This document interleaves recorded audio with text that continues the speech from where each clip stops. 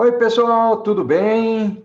Olha aqui a Prosa com Betaglia retornando, e dessa vez nós vamos conversar sobre os desafios da logística internacional no Arco Norte. Nós já chegamos a falar do Arco Norte aqui, mas nós vamos explorar um tema diferente. E vem cá, o Arco Norte é um assunto que está em alta, mas você sabe o que é realmente o Arco Norte e qual é a sua importância? Mesmo que você não tenha nenhuma noção de logística ou de portos brasileiros, com noção apenas de geografia brasileira, não é muito difícil imaginar a ampla utilidade do transporte hidroviário e da capotagem. Basta verificar a abundância de rios que fluem por todo o território nacional, especialmente no norte do Brasil e no extenso litoral.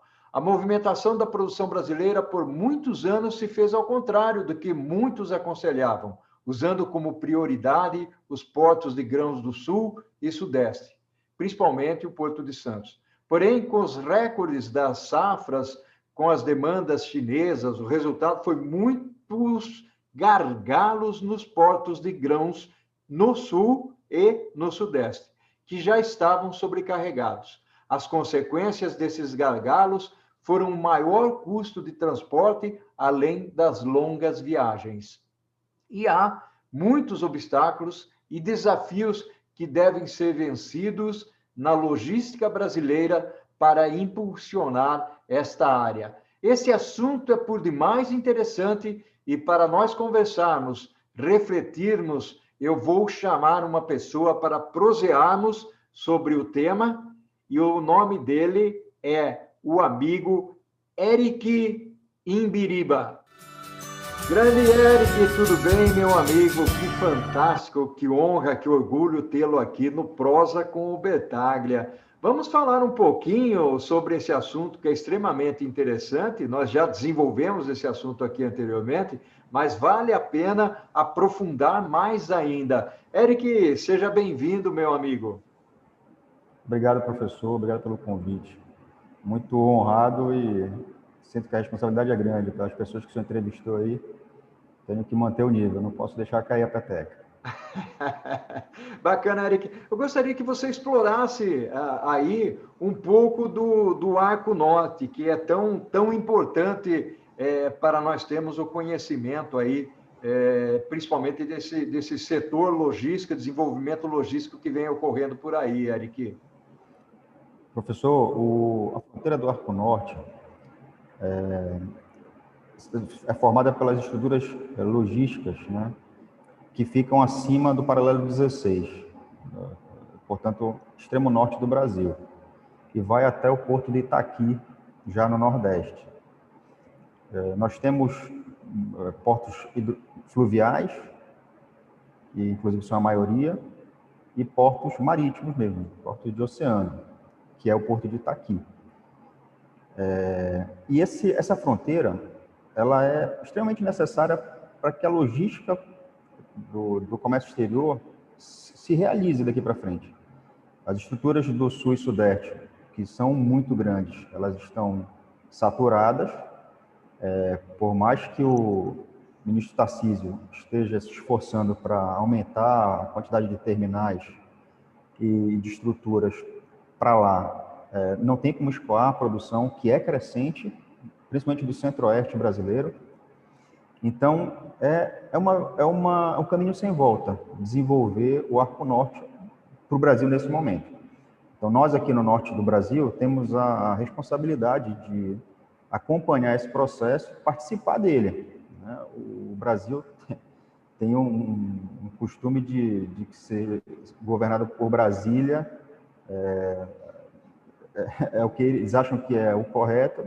No meu humilde entendimento, a gente precisa ir mais para campo, a gente precisa visitar as áreas, conversar com os atores, né, com as pessoas que sofrem os gargalos na pele e desenvolver as regiões.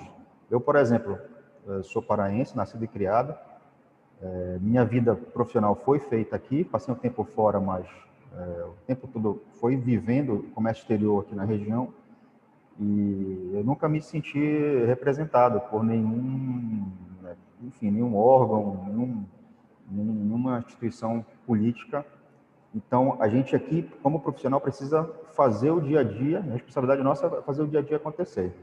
E que bom que eu posso, né, eu contribuir humildemente com essa conversa aqui para explorar. Então, de Porto Velho até o Itaqui, então, formam um arco, né, no norte do Brasil, e sem ele, a produção do Centro-Oeste não vai conseguir ser escoada, pelo menos não competitivamente.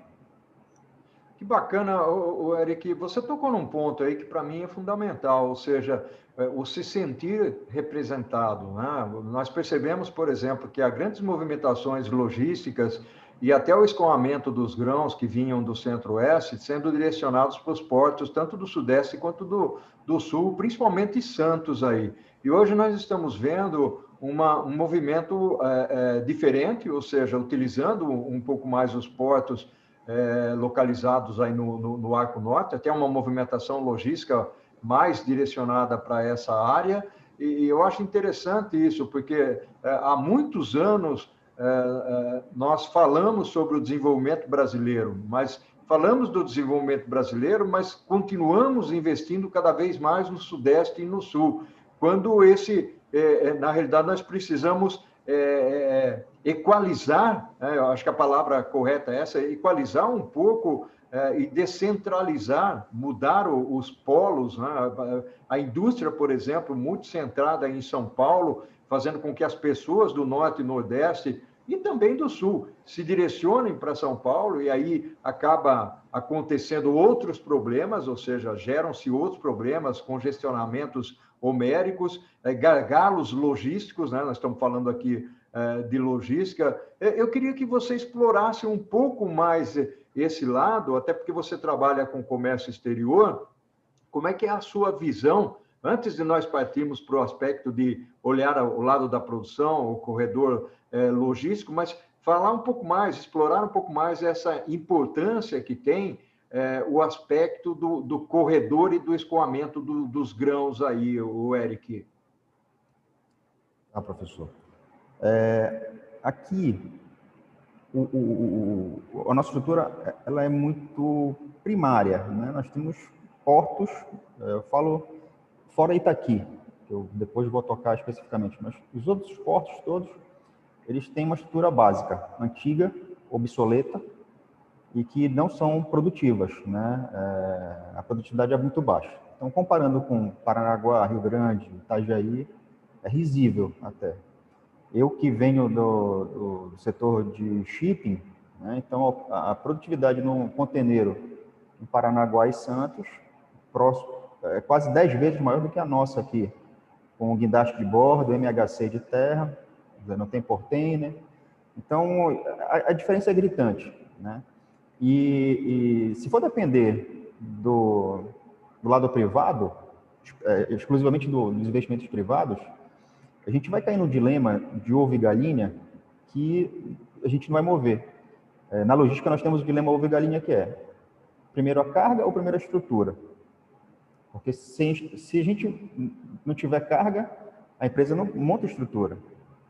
E se não tiver estrutura, os produtores não põem a carga. Então, quem tem que resolver esse dilema é o governo, né? Que tem a possibilidade não só financeira, mas a possibilidade política, né? A vontade política de desenrolar a parte ambiental, as autorizações necessárias para fazer uma ferrovia, por exemplo. O lado privado, né? A iniciativa privada não consegue fazer isso sozinha, infelizmente, porque se deixasse, faria. Mas aqui, nos tempos que nós estamos hoje, é impossível. Montar o que montou, por exemplo, o Porto de Nova York, lá em Nova York. Pegue qualquer documentário, o tanto de morte que teve lá, os caras assorearam uma parte grande do rio, enfim, fizeram e aconteceram, naquele tempo podia. Certamente o Porto de Santos, né, os terminais de Santos também tiveram que acabar com uma parte pequena do meio ambiente que tinha ali quando foram feitos. Hoje isso é impossível. Então, para fazer um porto aqui no norte do Brasil hoje, é uma novela. Não é só porto, fazer qualquer infraestrutura aqui é uma novela, porque só de licenciamento ambiental são 2, 3 anos para sair o licenciamento. Então, nós temos que lidar com isso em conjunto, né? O governo monta a estrutura, A iniciativa privada participa disso, se achar interessante, participa junto, até com dinheiro também para fazer, mas sozinha a iniciativa privada não consegue resolver o dilema de ovo e galinha.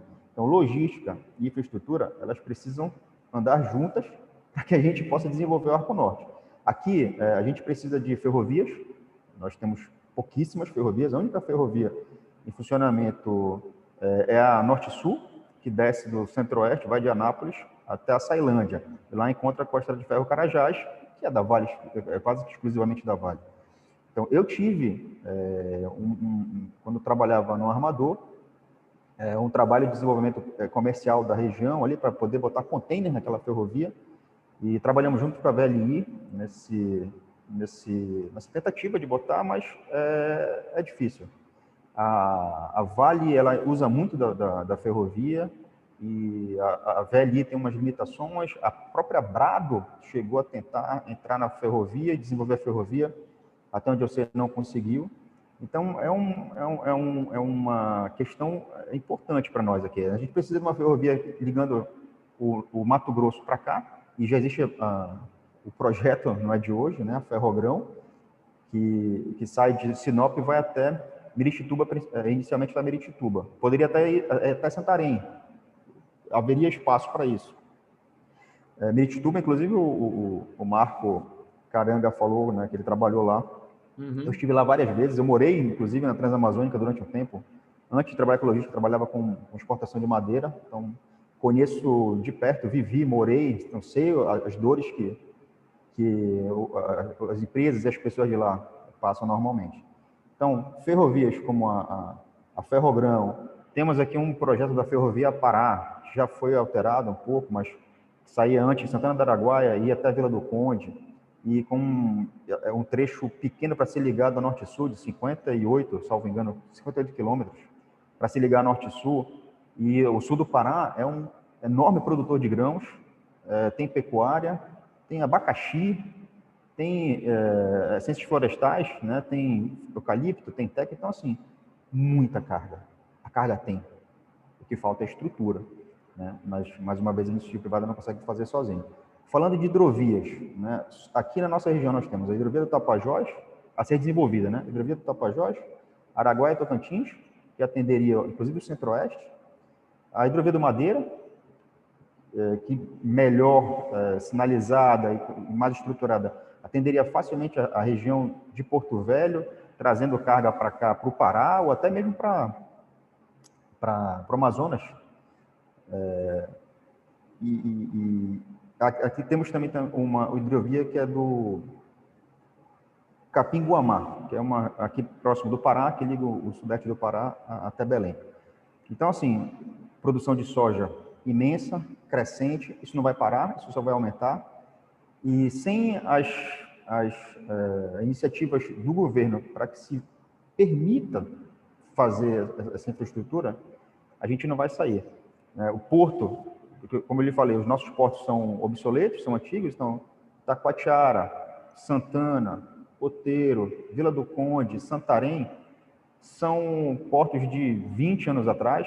Salvo engano, Itacoatiara está um pouco diferente, porque a trade do Mato Grosso, salvo engano, é a MAGE, que toma conta de lá.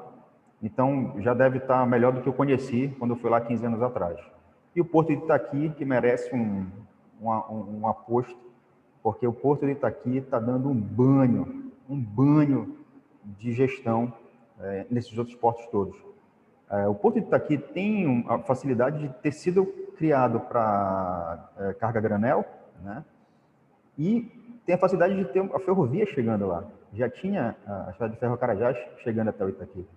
Então, com a Norte-Sul em funcionamento, ela já está em funcionamento e já tem um tempo, o Porto de Itaqui virou a porta de escoamento de vários setores, várias regiões produtivas.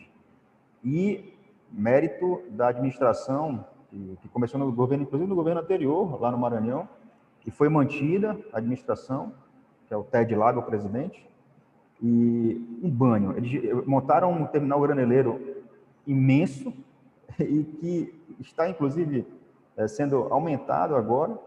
Então, eles, quando montaram o terminal graneleiro lá, eles tinham uma estimativa de movimentar 8 milhões de toneladas ano. já performaram 10 milhões em 2019. A estimativa inicial era 8, já tem 10, e com a expansão que está em andamento lá, vai para 17 milhões de toneladas, só de grão, né? Fora granel líquido e os outros. Então, assim, a gente tem muito que trabalhar, professor, aqui. Que bacana, o Eric. Olha, a conversa está muito boa e o tempo passa, né?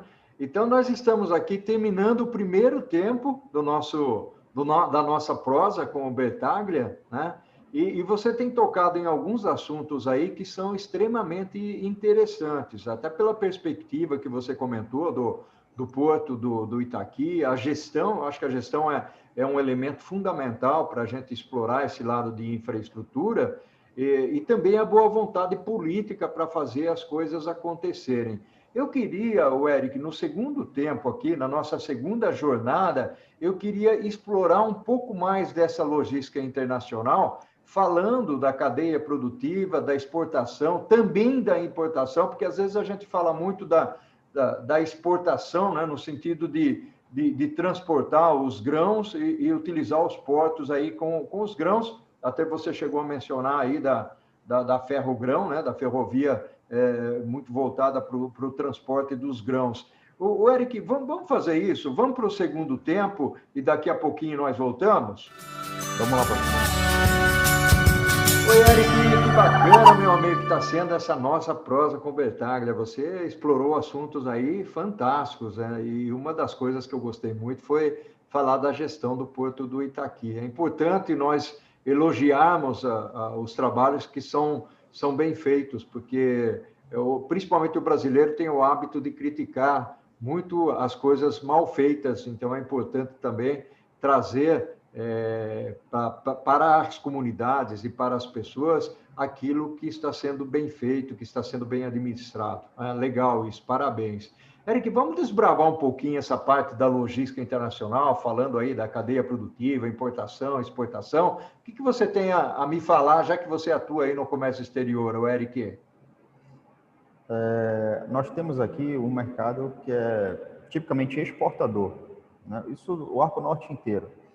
A importação, pelo menos em container, variava entre 13% a 15% do volume total. Em carga granel, deve se manter isso. Então, nós somos um mercado exportador. Portanto, a nossa pauta, quando fala do meu negócio, por exemplo, é quase tudo exportação. As importações são muito pontuais.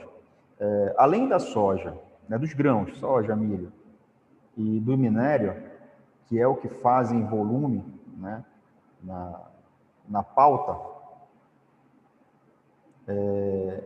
a gente tem a madeira, que sempre foi muito forte aqui no Pará, especificamente, madeira nativa, e agora já temos madeira reflorestada, indo para a Índia. Nós temos a carne bovina, que cresceu absurdamente nos últimos anos, e do ano passado para cá, em container, cresceu 60%. Muito disso porque houve habilitação de 4 ou 5 frigoríficos aqui no norte e no centro-oeste para a China. Então, o volume explodiu para lá. Antes, eles mandavam mais para a Rússia e tinha também uma reserva de mercado na Rússia. Eles tinham um limite, um teto para exportar e também ia um pouco para a Ásia. Agora não, agora a China está comandando. Temos também silício metálico, que era da antiga Camargo Correia e hoje é da Dow, indústria química. Kaolin, que é um mineral usado em quase tudo que nós conhecemos, que seja da cor branca. Ele dá uma espécie de corante. Vai da pasta de dente para o papel, tinta de carro, tudo que tenha necessidade de coisa branca. E aí, eu trabalhei na Unilever, a gente usava Kaolin no sabonete, usava Kaolin na pasta de dente, né? Pronto. Então fomos ex-colegas. Eu fui da Unilever também aqui como promotor de venda aqui no Pará. Que legal, que bacana. E o Kaolin é extraído em Minas, né? Exatamente. Ele vem por dutos das Minas para cá, para Barcarena, onde tem uma fábrica grande da Imerys, que é um grupo francês, que comprou da Vale, era da Vale com outras empresas, e a Imerys comprou e virou Imerys depois. Pimenta do reino, couro bovino e polpa de fruta também tem crescido muito recentemente. Então, Já aumentou, né, um pouco o leque do mix de produtos exportáveis, né, daqui, mas se a gente for parar para analisar, ainda tem muita commodity, né? De industrializado, temos a carne bovina, que ela é cortada, já sai em caixa, então é um produto que vai, é um produto final, ele vai para a prateleira direto, se quiser. Temos a madeira também, que já sai beneficiada, mas ainda assim não é um negócio, e tem sido tão perseguido ultimamente pela questão ambiental que só cai ano a ano. Para mim, pessoalmente, me dói falar disso, porque eu vim da madeira, um ramo que eu adoro. Mas tem muita coisa que é commodity. Então, nós temos essa parte aqui que não nos permite gerar uma cadeia maior de emprego, né? O nosso ciclo produtivo aqui ele é muito curto. Então, é da extração, no máximo um beneficiamento curto e já se exporta. Então, a gente precisa também pensar nisso, né? Quando eu falo a gente, são os pensadores, quem nós pagamos para fazer isso, que são os políticos. Eles têm que pensar nisso também. O Pará, ele não tem uma política de atração de indústrias muito forte, né? Historicamente, não é de hoje. Então, lá em Barcarena, a Alunorte, Albrás e a Alubar, elas sustentam a cidade. E foi isso da época dos grandes projetos dos militares, lá pelos anos 70. Então, e é o que sustenta até hoje, né? Depois veio a Imeris, e é o que... Então, assim, já deveria ter mais indústrias aqui. Isso é uma crítica pessoal minha. A gente já deveria ter mais uma cadeia produtiva mais verticalizada aqui. Infelizmente, a gente não tem. Aliás, o Eric, não é só uma crítica pessoal sua, não. Eu também tenho esse sentimento. Ou seja, o Brasil, logicamente, ele tem uma grande quantidade de exportação baseada em commodities, né? Que são os grãos e são os minérios, mas muitos desses minérios que são exportados, eles vão sofrer transformação lá no exterior e muitas vezes volta para cá como produto acabado, né? Exatamente. Então, nós poderíamos, de alguma maneira, investir um pouco nesse sentido, criar indústrias. A gente sabe que tem empresas de alumínio aí, existentes aí no Norte e no Nordeste, mas são produções que são utilizadas internamente, né, para as empresas locais, principalmente em base de refrigerante, de cerveja. Logicamente, haveria ou poderia haver a possibilidade da gente...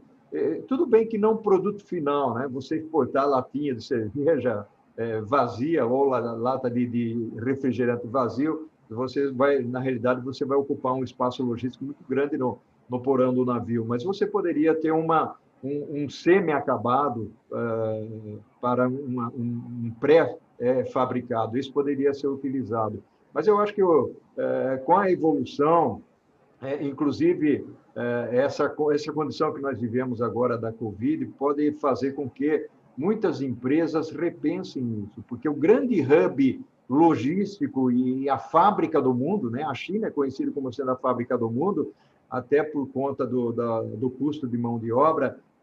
Existem já algumas iniciativas, principalmente em alguns países, de se revisar um pouco essa dependência da China, né? Legal esse seu comentário aí. Eu acho extremamente saudável essa iniciativa de depender cada vez menos de um país só, independente de quem seja. Hoje é a China, né? Mas eu acho extremamente saudável para os países, né?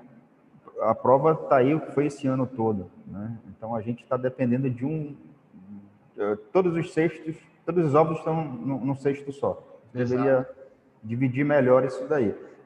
E como eu estava falando aqui, a exportação foi extremamente afetada pela pandemia do Covid, né? O setor agropecuário até não parou tanto, mas os países fecharam, alguns clientes fecharam lá por um tempo, então eles pararam de embarcar. Então, a redução aqui no volume total de carga movimentada foi de quase 2,5% em comparação com o mesmo período do ano passado, né? Os 10 primeiros meses desse ano, que é o que temos de estatística. Então, caiu quase 2,5%. Granel sólido, que é quase 95% da nossa pauta, foi afetado. Então, soja, milho, minério, caulin, alumina, que sai daqui em navios também. Então, foi uma queda grande, para a maior parte do que nós exportamos, a maior parte da nossa pauta. Falando em container, caiu 17%. 17% é muita coisa. A gente estava até numa curva ascendente de movimentação de carga em container aqui, e esse ano caiu 17%. Minério e madeira, que também sai um pouco de minério também em container daqui, eles formam 50% da nossa pauta. E como os dois caíram, puxa tudo para baixo. Isso foi, eu peguei no anuário da ANTAC, no site da ANTAC, para trazer para o senhor aqui. Na importação, granel sólido e líquido, eles formam mais de 93% da pauta. Então, todo o resto é quase que irrelevante, né? Os combustíveis aumentaram 11% na importação, mas os fertilizantes caíram quase 20%. Então, é isso que puxa para baixo, né, a redução do volume de carga total. Aqui, fechou a Yara.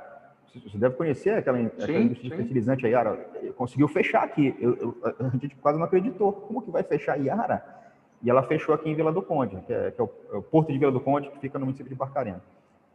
Tem uma outra indústria aqui que está crescendo muito, teve um aporte russo e etc., mas é ruim, né? Quando fecha uma indústria dessa, imagina quantos postos de trabalho foram reduzidos ali. E a gente aqui não tem uma mentalidade na questão do trabalho. Só um parênteses aí. Como eu lhe falei, eu vim da madeira.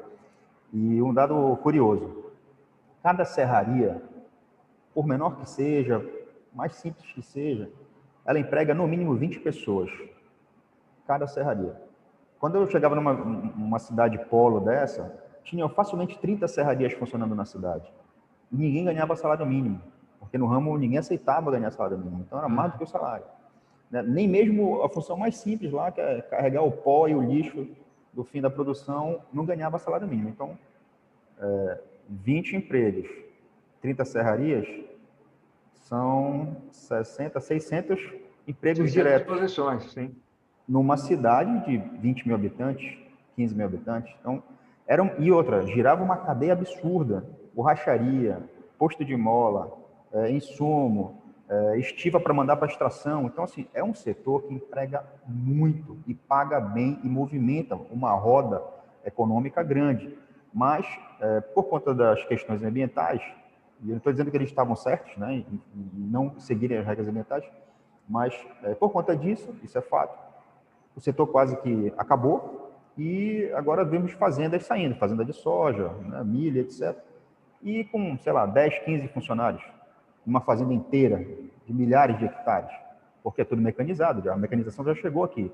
Então, se você vai em Paragominas, é muito fácil cruzar com as colheitadeiras na estrada, indo em caminhão e se movimentando de um lado para o outro, e manda para o Sudeste, manda para o Maranhão, puxa de volta para cá, eles ficam rodando, né, alugando a colheitadeira.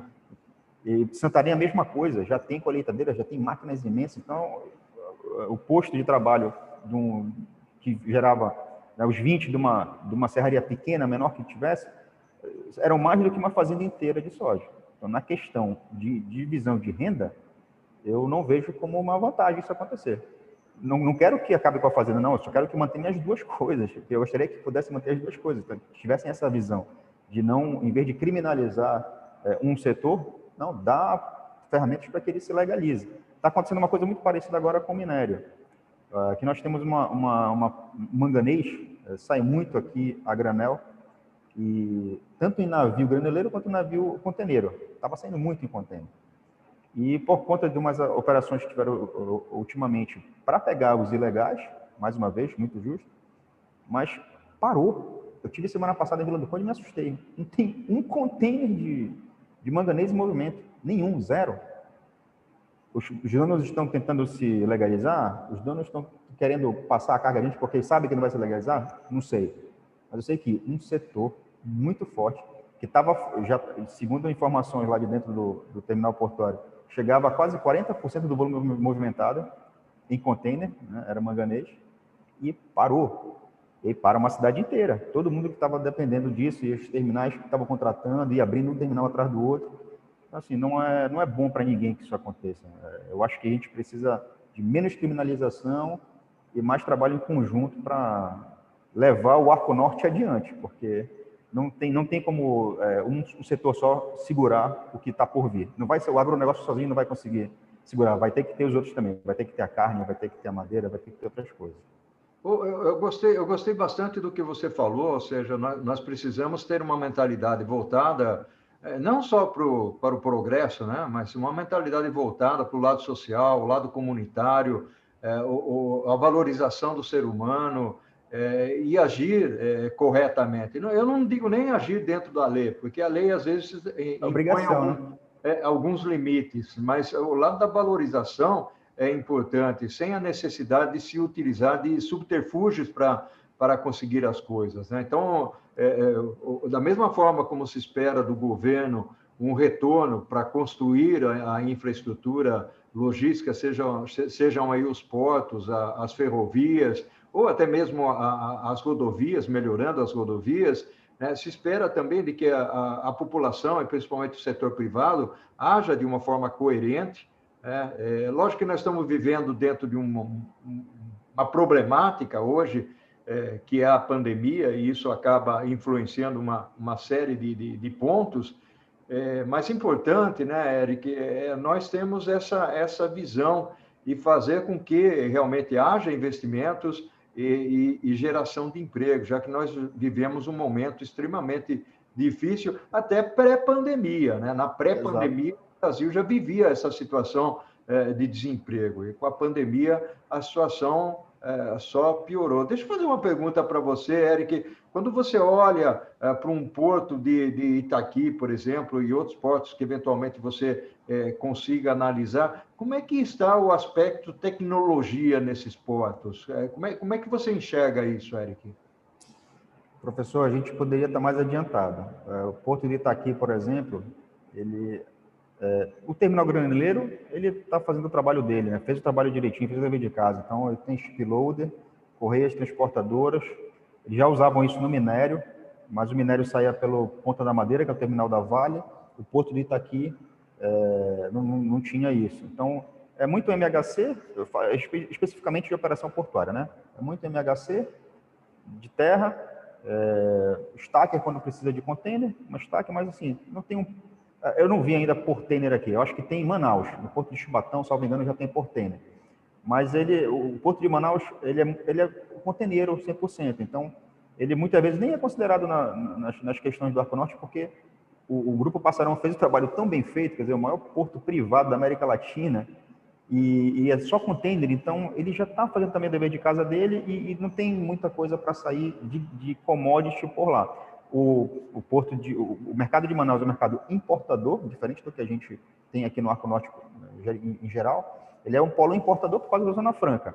Uhum. Então, eu lembro que o último ano que eu trabalhei no shipping, a gente tinha aqui 35 mil TEUs de exportação por ano e 5 mil de importação. Então, ia dar aí uns 40 mil TEUs por ano aqui em Belém e Vila do Conde, né? Que ainda tinha Belém naquela época.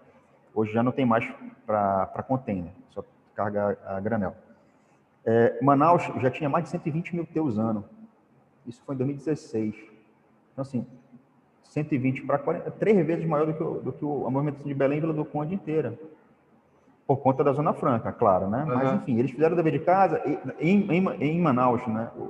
Tanto os Chibatão quanto os superterminais, eles estão na questão tecnológica, estão na nossa frente. De resto, aqui, como eu lhe falei, muito obsoleto. Itaqui já está no caminho, né? Já está saindo da parte obsoleta da estrutura deles para uma maior parte. Estão licitando várias terminais, então eles já saíram na frente, então eles vão chegar antes de nós. Mas, de resto, de Porto Velho até aqui, Vila do Conde, como era antigamente. Se o senhor participava de operação portuária há 30 anos atrás, o senhor não vai se assustar com nada, porque é igual. Ok. Eric, meu amigo, estamos terminando aqui também o segundo tempo da prosa com a Bertaglia. Você vê que passa, né? Passa muito rápido aqui, né? A minha gratidão para você, um abraço virtual. Agradeço muito a sua participação, né? Que nós tenhamos aí um 2021 magnífico e com menos problemas do que nós passamos esse ano aqui. Muito grato, Eric. Professor, eu que lhe agradeço, muito obrigado pelo convite, me senti realmente honrado pelo convite e esperamos que 2021 seja melhor, né? Pelo menos na questão da saúde. Os problemas no nosso ramo, eles não têm como ser evitados. A gente, em logística, é impossível. A gente tenta controlar o mundo e sabe que não vai conseguir, mas a gente é meio desequilibrado. A gente tem esse sonho de querer controlar 100% dos fatores, mas sabe que isso não vai acontecer. Mas, enfim, é assim que a gente vive, foi a nossa escolha de vida. Parece meio insana, mas, enfim, é o que nos faz levantar da cama de manhã. Agradeço Maravilha. pelo convite, espero que o senhor consiga chamar muito mais pessoas e desenvolver esse projeto por muito tempo. Nós vamos sim, o projeto depende de pessoas como você e ele está caminhando. Ao infinito e além, Eric. Um abração. Abraço, Tchau. professor. Até logo.